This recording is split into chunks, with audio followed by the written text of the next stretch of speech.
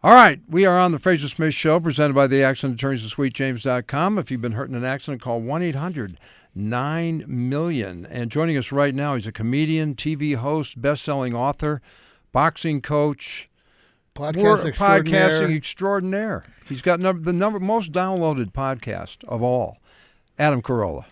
Yeah, thanks for having me. It's our pleasure. How are you, buddy? I'm doing well. How are you doing? Good. Thank you. You're an L.A. guy. You're born and raised here. Where? North Hollywood? Yeah, I grew up in North Hollywood. Yeah. And what, North Hollywood High?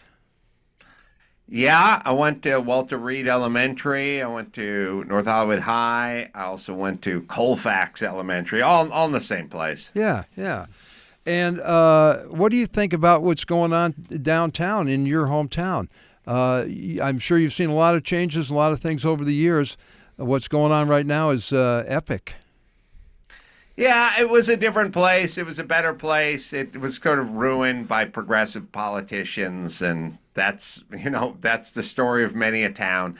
And then at some point we'll get fed up and we'll get some Giuliani type. He'll come in here and he'll clean things up and it'll work for a while, and then we'll get bored and we'll go back to whatever stupid ideas we had that ruined it in the first place. And then we'll do that, and then it'll get ruined again. And then eventually people will get, at a certain point, you hit your saturation limit with crime and garbage and high taxes and high fuel.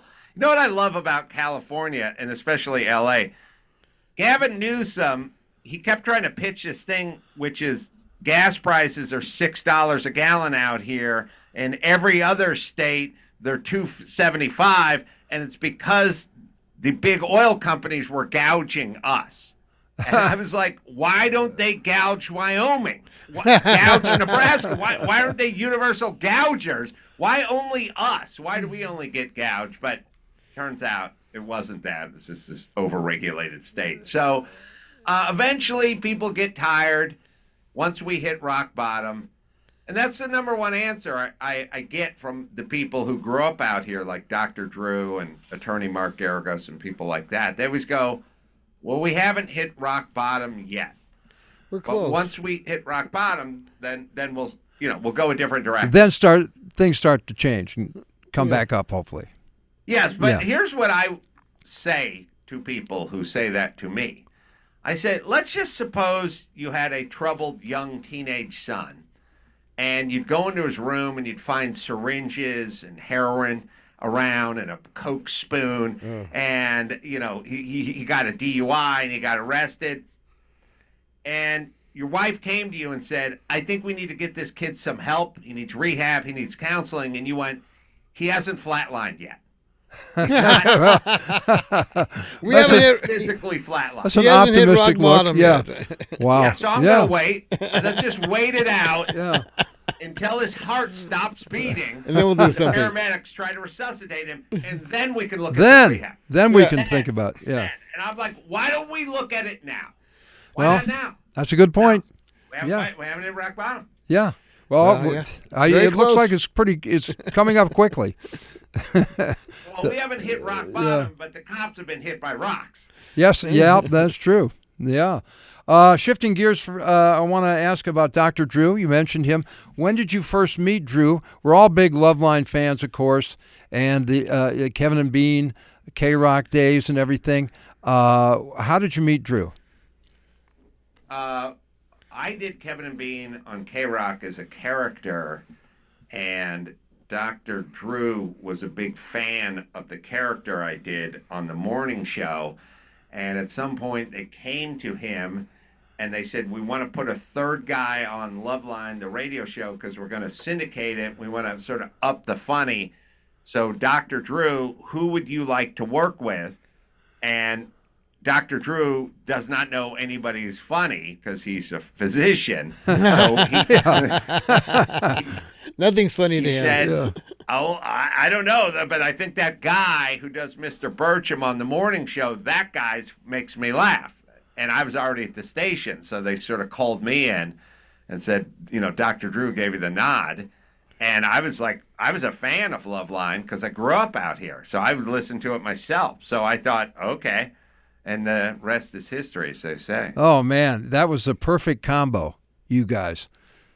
You know, I liked it. I mean, I felt we had good chemistry, and we both did our jobs well. something that really interested me. You do so many things. You're a contractor. You were a boxing coach. That always interested me, and I think you had even a training video that was out at one point. Is out. Yeah. Yeah. You kind of shifted gears to go off into show business. Was show business something you always thought about, or were you living a different life? I always thought about doing comedy, but I didn't really know anything about it. I didn't have any ins in the business. I liked radio. I used to see your old commercials back in the day with you up on the desk of your program directors or the general manager's desk. And I thought, oh man, that looks like fun. What a job. And, but it was just a fantasy, and I just worked construction and so on and so forth. But at a certain point, I just thought, well, life's going to be long, and doing the construction stuff is tough, and the pay's low, and you're outdoors, and you're out in the sun, and it's dusty. And I always used to say, a job site in LA is always 15 Mexicans and 3 racists named Mike. And It's pretty accurate. It's pretty accurate. It was always a guy named Mike. There were so many Mikes that if you showed up on a job site and you go, "Where's Mike?" They go, "Mike the HVAC guy, Mike the drywaller, Mike the tin knocker."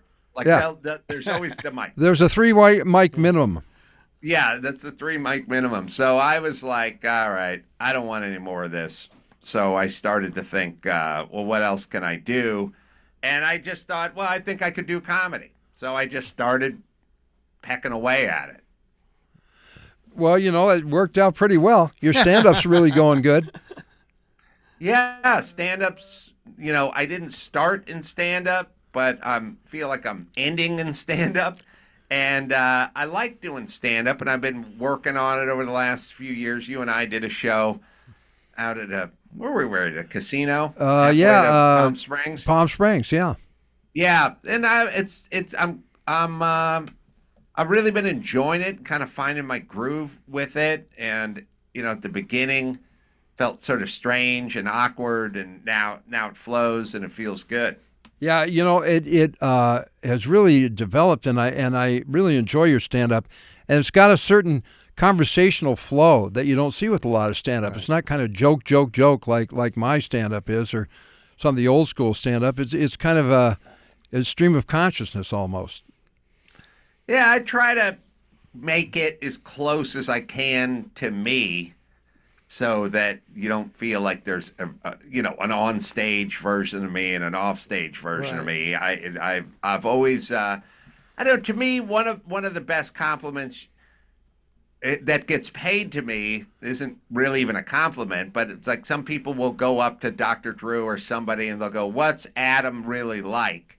And then he'll go, "Have you heard him on his podcast or stand-up or anything?" And they go, "Yeah." And they go, "Well, that's what he's like." That's exactly who he is. Yeah. No, it's great, man. Cool. Now, you're never afraid to speak your mind. That's something I really admire about you on your podcast and in your stand-up. Yeah. Do you think, what about the whole political correctness thing? You seem to be someone who fights against that. I do. I think it's important, at least on principle, for stand-ups, especially stand-ups, to feel free to speak their mind, whether it's about a group or COVID or anything, anyone's in power. Because I feel like once you've captured the stand-ups, you've got everybody. School teachers and politicians and lawyers and stuff, they have to kind of abide by a certain societal whatever. But that's the thing that scared me the most, was during COVID when they got the stand-ups to sort of repeat the mantra. I was like, oh, now I'm scared, because you got the stand. The stand-ups are supposed to be rebelling, pushing against you, and making fun of you. Instead, that reversed that. Life. But I noticed you didn't go with that. You stuck up against that. You were Adam. Yeah, you did. You stayed yourself. Yeah. Well, look, I have a thing that most stand-ups don't have, which is a skill other than stand-up. Yeah. Most of these guys are worthless. I possess an actual skill as a journeyman carpenter, so I always feel like I have a trade. Yeah. So I can say whatever I want. And if I get thrown out of show business one day, then I'll be back on the site with the You're back with the Mexicans with and the three mics. mics. Yeah. With the mics. You know, you mentioned the commercials that I did for it was for KLOS actually. It was so great to have my boss tied up like that. I think we've all wanted to do that. But that commercial actually got me fired. Oh, did? Well, was his name Summers? Yep. Wow. Yeah. Nice good wow, memory. Yeah. Well, you know, he Bill Summers. actually, I think, took offense at that. It was my idea, and then they kind of backfired on me later. Could have been the parking spot thing you What did too. year was it? Was it Larry Summers or Steve Summers? Bill Bill Summers. Bill Summers, yeah. What year was that? That was 83, I think, 83, 84. The summer of summers. And he's tied up on his desk chair. Yeah.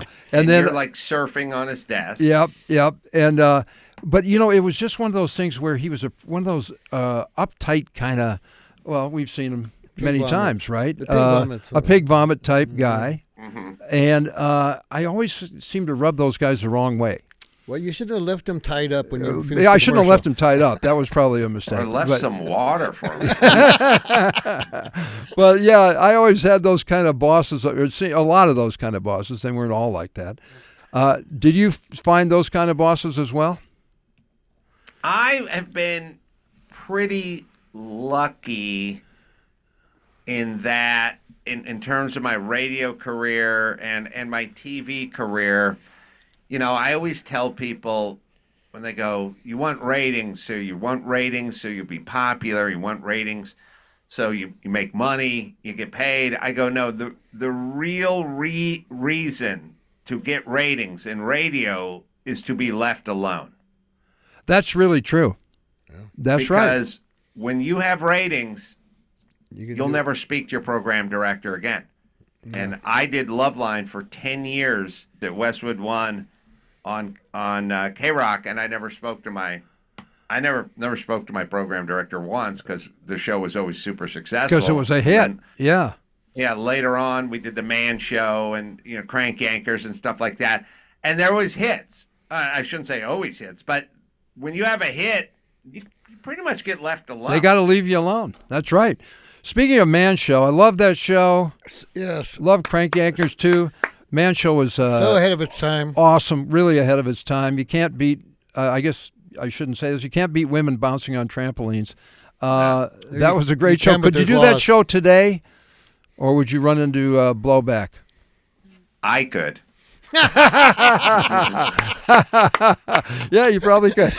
Because he could always go back into construction. That's right. And are you? I'm sure you're still good buddies with Jimmy, right? Oh yeah, absolutely. Yeah. And you guys were a great team on that show. Yeah. I remember Yeah, that. well, that's what you get when you have an organic thought. We're two guys, two friends, two people want to do a show together. We didn't get cast. We were just wanted to do a show together. So the reason the chemistry is good is because we didn't get cast. We developed it as a reason to do what we wanted. Yeah, you Makes pitched sense. your own show and did it, right? Yeah. Yeah. Mhm. What about podcasting? How do you find the shift from radio to podcasting? Is there a difference? Nah, I approach it the same way. I've frequently, not often, but done it more than 10 times where I just go, look, we start the show at 1:00, and if the guest is late, we just start the show, and they go, well, the guy's 10 minutes late, so just wait for him. And I go, no, we'll start at 1, and then they'll come in. And they go, why? It's a podcast. I go, I don't know. I just run it like a radio show.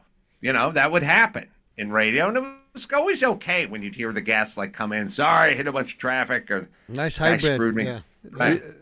Well, you're a guy who can go on with rants. You're really great at that. So you can fill time without having to have your guest on time. Plus, I feel sorry for them when they get there. Yeah, and they're late. you're really good at that. Yeah, no, I never had a worry about coming up with enough things to talk about. So I basically do it like it's a radio show. Yeah, it's a great podcast. And just one quick question: bucket list. Do you have a bucket list thing that you'd like to do that you haven't done yet? I'd like to tour a factory that makes buckets. That's a good bucket list thing. Yeah, That's literally a bucket list. It really is a bucket list. Wow. I want to plug a couple of your dates coming up. You're going to be at the Jimmy Kimmel Club in Las Vegas, June 19th and through the 21st with your stand-up, and at the West Covina Laugh Factory. I was just out there. That's a nice club. July 11th through the 12th. So we wish you the best with that and continued success with your podcast, your stand-up, everything. Thanks, guys. Appreciate it. No, All right. Thank Adam Michael. Carolla, thank you for joining us, buddy. Yeah. See you soon. Okay, man. Okay, buddy. There he is, Adam Carolla. Love that guy. The Adam Carolla. All right, That's Frazer death. Smith Show, presented by You Got It, the accident attorneys at SweetJames.com. If you've been hurt in an accident, call 1-800-9-million.